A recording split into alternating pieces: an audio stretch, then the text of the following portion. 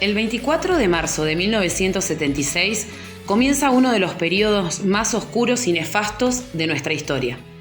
La presidenta constitucional Isabel Martínez de Perón era derrocada del Poder Ejecutivo Nacional. Nace así la sexta dictadura militar de la Argentina.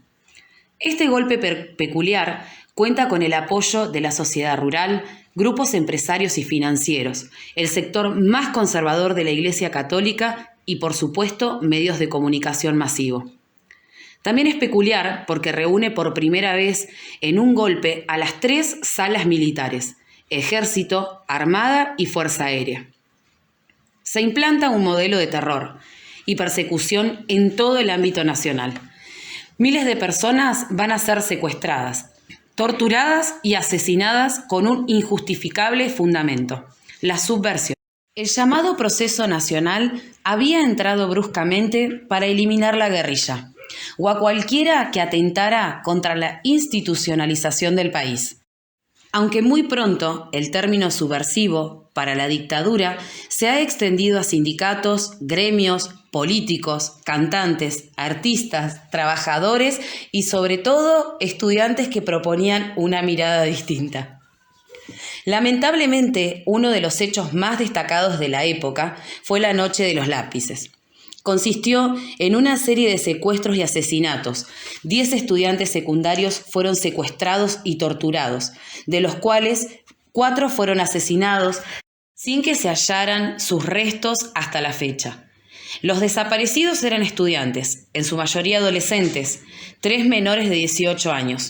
Esto sucedió debido a que habían participado de la campaña por el boleto estudiantil.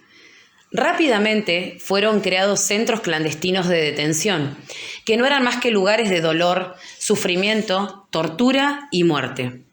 ¿Pero cómo se realizaban estos secuestros? Por las noches, los efectivos incurrían en casas del futuro detenido. Lo apresaban a la vista de su familia, con la impotencia de no poder hacer nada. E inmediatamente lo subían a un auto particular. Generalmente eran autos Falcon, sin chapa patente y con sacos o mascarillas que les tapaban la cara. Eran conducidos a los centros clandestinos de detención.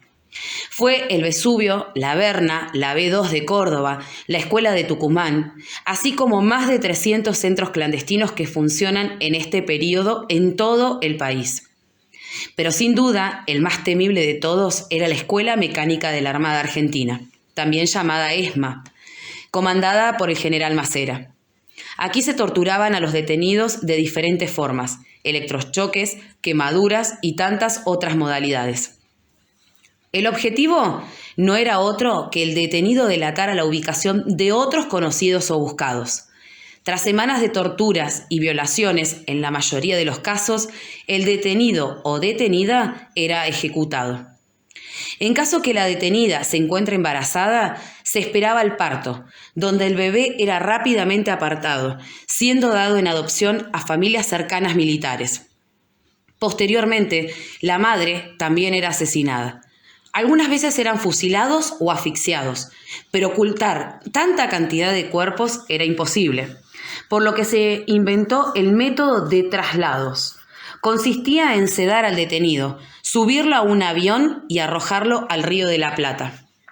Los vuelos de la muerte tenían la finalidad de deshacerse de los cuerpos, ya que desde la visión de la dictadura, sin cuerpo no hay pruebas, sin pruebas no hay delitos. Pero a pesar del temor, muchos comenzaron a romper con el silencio y la impunidad. Familiares de desaparecidos comienzan a recorrer todas las oficinas públicas en búsqueda de respuestas. Generalmente son madres, cuyos hijos están desaparecidos. Pronto, la búsqueda se convierte en colectiva. Nace así la Organización de Abuelas y Madres de Plaza de Mayo. Ellas son quienes fundaron las bases de la oposición civil a la dictadura más sanguinaria de nuestra historia. Pasemos a conocer sobre la economía de este periodo. El ministro de Economía de Videla era Martínez de Hoz.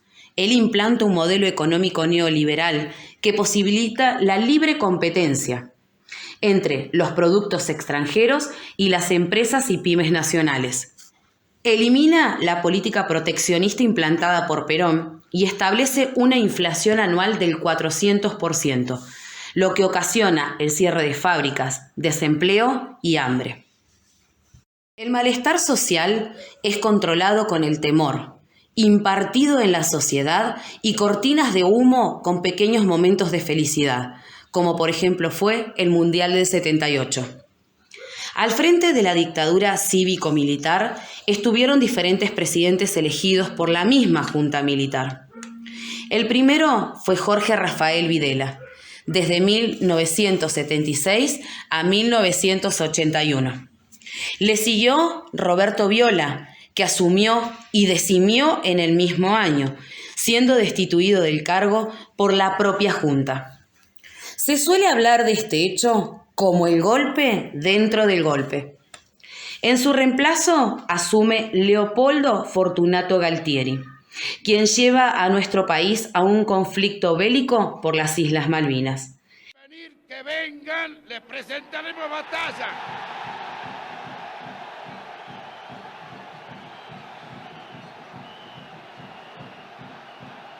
El saldo de la guerra es catastral. No solo Argentina perdió, sino que el conflicto se habría cobrado la vida de más de 900 soldados. La derrota obliga a Galtieri a dejar su cargo y asume en su lugar el último dictador del golpe, Reinaldo Vignone. Los días para el final de la dictadura estaban contados. A fines de diciembre de 1982 se anuncia el llamado a elecciones. El 30 de octubre de 1983, los argentinos, después de 7 años de miedo y represión, vuelven a votar. Raúl Ricardo Alfonsín se convierte en el nuevo presidente de Argentina y desde aquí se lo bautiza como el padre de la democracia. Iniciamos una etapa que sin duda será difícil, porque tenemos todos la enorme responsabilidad de asegurar hoy y para los tiempos la democracia y el respeto por la dignidad del hombre en la tierra argentina. 30.000 desaparecidos, casi 1.000 muertos en Malvinas, la industria nacional herida de muerte, la riqueza cada vez más concentrada y una deuda externa que se multiplicaba por 6. A todo esto que hemos hablado, pues se produjo la situación más grave vivida en 100 años de educación pública en la Argentina. Los síntomas más graves fueron la reaparición del analfabetismo, aumento de la delincuencia infanto-juvenil y un nuevo problema: centenares de chicos de la calle. La derecha peronista atacó al Ministerio de Educación del doctor Jorge Tiana, quien debió renunciar en 1974. El nuevo rector de la Universidad de Buenos Aires fue Alberto Otangato, vinculado con la derecha peronista y con grupos de orientación fascista, y junto al ministro de Educación Osiar Ivanisevich realizaron tareas de limpieza en el área educativa. La dictadura consideró la educación como un campo que había sido especialmente apto para el florecimiento de la subversión. Para contrarrestar tal antecedente, supo establecer una profunda coherencia entre la política económica social, la represión y la educación. Ricardo Bruera fue ministro de Educación de la dictadura desde la asunción del gobierno militar en 1976 hasta mediados de 1977. El periodo se caracterizó por la clausura definitiva de los proyectos educativos democráticos, que aún subsistían cuando asumió el gobierno dictatorial, por la represión a funcionarios, docentes y estudiantes y por el comienzo del traspaso de las escuelas a las municipalidades. En julio de 1977, la Junta Militar aprobó el proyecto nacional. Incluía los rasgos generales de la política educativa que consideraban pertinentes implementar. el Ministerio de Planeamiento, a cargo del general Díaz Besone. El rubro enseñanza fue redactado por el doctor José Luis Cantini, quien había sido ministro de Educación de los militares Livingston y Lanús. En este documento pretendía delinear la educación argentina, tomando como horizonte temporal el comienzo del siglo XXI, aunque su lenguaje y concepción esencialista y autoritaria revelaban un resurgimiento del más arcaico nacionalismo católico argentino. En octubre de 1977, el Ministerio de Cultura y Educación de la Nación publicó un documento de circulación restringida titulado Subversión en el ámbito educativo, cuyas páginas estaban acordes con la doctrina.